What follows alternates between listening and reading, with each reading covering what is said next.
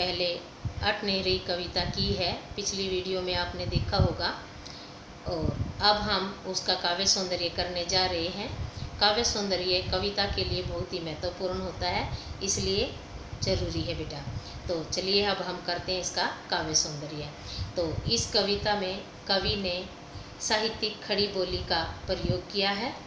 दूसरी बात, इसके अंदर कवि ने इसके अंदर किन किन अलंकारों का प्रयोग किया है उसके बारे में हम जानकारी लेते हैं।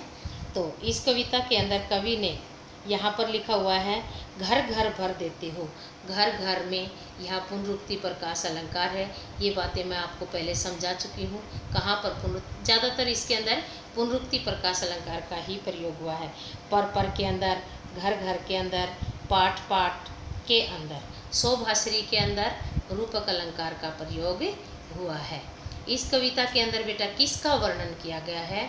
इस कविता में फागुन मास की सुंदरता का वर्णन किया गया है। इस कविता में कौन सी ऋतु का वर्णन किया गया है? इस कविता में आप जान गए होंगे, आपको ज़रूर पता है। पॉज करिए 1 सेकेंड और सोचिए, बताइए, फिर मैं बता देती हूँ। वसंत ऋतु का वर्णन किया गया है। ये आपको आ गया होगा समझ में। अब आगे और बताते हैं। इन जो कविता के अंदर फागुन के सांस लेते ही प्रकृति में क्या क्या परिवर्तन हुए, बताइए बेटा। फागुन जब आता है, वसंत ऋतु जब आती है, तो प्रकृति में क्या क्या परिवर्तन दिखाई पड़ते हैं। आपको पता चल गया होगा कि प्रकृति हरी भरी फूलों से युक्त हो जाती है। क्या और ऋतुओं में भी इतना सौंदर्य देखने को मिलता है? हाँ और ना में उत्तर दीजिए नहीं। इस कविता के अंदर कौन सी भाषा शैली है, आपको पता है? तत्सम शब्दावली युक्त। दूसरी बात, ये किस छंद की रचना है? मुक्तक छंद की रचना है। यहाँ कवि ने किसका वर्णन किया है? फागुन मास की सुंदरता का वर्णन किया है, वसंत ऋतु का वर्णन किया है। इस बात को बिल्कुल नहीं भूलना है बेटा।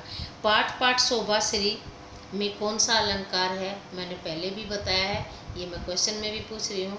पाठ पाठ शोभाश्री के अंदर पाठ पाठ में पुनरुक्ति प्रकाश, शोभाश्री के अंदर रूपक अलंकार का प्रयोग हुआ है। आपको ये सब मेरे ख्याल से विशेषताएं समझ आ गई होंगी।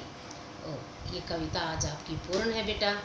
आपको बताया गया है, उत्साह और अट नहीं रही है, दोनों एक ही कवि की कविताएं